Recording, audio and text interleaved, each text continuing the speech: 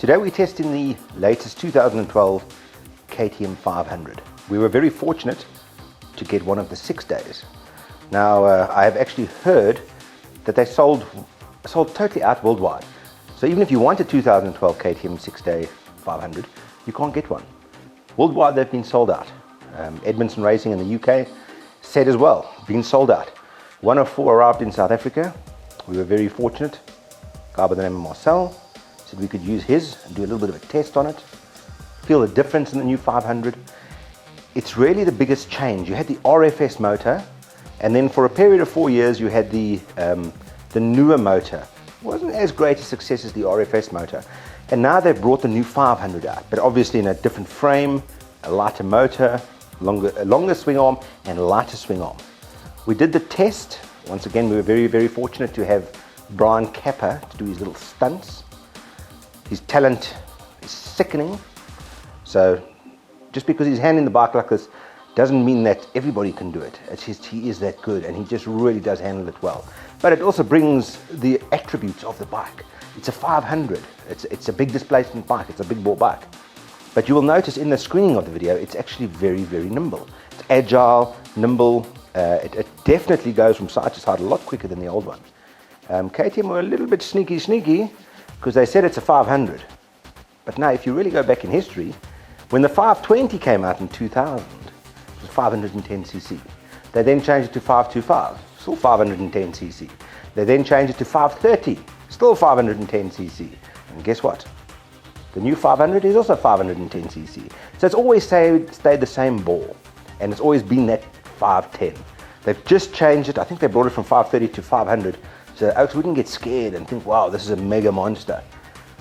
In testing, you will see the fuel injection is definitely toned it down a little bit. It's not quite as aggressive as the old 530 used to be. I've recently been riding a 530, and it's a man's bike. It's strong. It's nimble, but it's not nearly as nimble as this latest variant that KTM is bringing us. If you notice around the engine, you will see that the engine looks so much smaller.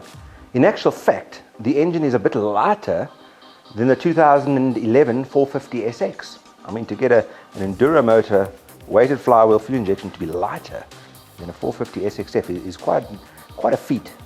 And if you really look at the motor closely, you will see it just looks that much neater and almost finished off.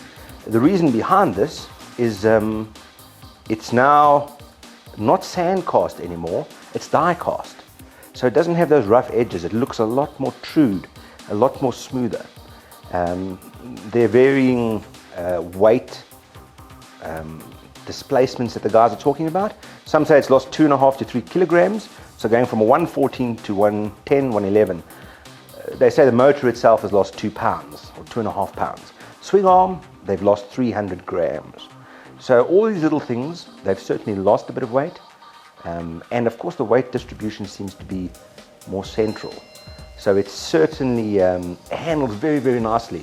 They've got it right. It's certainly more modernized. And obviously the fuel injection is lovely to have. No hiccups, no jetting, no bogging, anything like that. The 6-day that we have tested, we don't have all the restrictors out. We've got the airbox restrictor out and a couple of others. So there's actually 6 restrictors all in all. I actually learned by doing some homework on it. We haven't got all the restrictors out, seeing as the bike has only got 2 hours on it. So we'd rather let it run in as it should be with most of the restrictors. Obviously the 500 XCW will not have these restrictors. The EXC or the 6-day will, because it's obviously homologated for the European conditions. Now, in looking at the bike and even with the restrictors, it is absolutely amazing how smooth and gentle and light it feels. Power's there, the torque's there. For a serious tricky situation, Brian did comment that it was easy to control.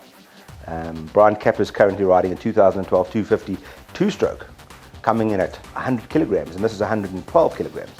And he certainly commented on the agility of the bike and the smallness of it. It just felt compact, and you were able to throw it around. We obviously couldn't experience the full amount of power. It was probably running at maximum 70%, but on a 500, that's more than enough. And it certainly had the torque to pull you out of corners, to seat jump, to do the various tests that we wanted to bring the bike through. Note, as we have shown on the DVD, we're not here to test the high speed of a 500 or the high speed traits. I think everybody knows and believes that a big bore bike is good in the open, it's good on the desert runs or the off-road high speed stuff. Our main aim here is to show you that it's a good technical bike, that it's a good woods bike, and for that matter you can do technical stuff and really tight stuff and enjoy it. Not thinking, oh, it's a 500, it's only made for the outlands and the open roads and the deserts. It's not. It certainly can handle it, and it really worked well. We're very impressed with the suspension. Suspension has been extended in the rear by 7 millimeters. Now what they've actually done is they've taken the shock from a certain angle like that and they've dropped it a little bit like that.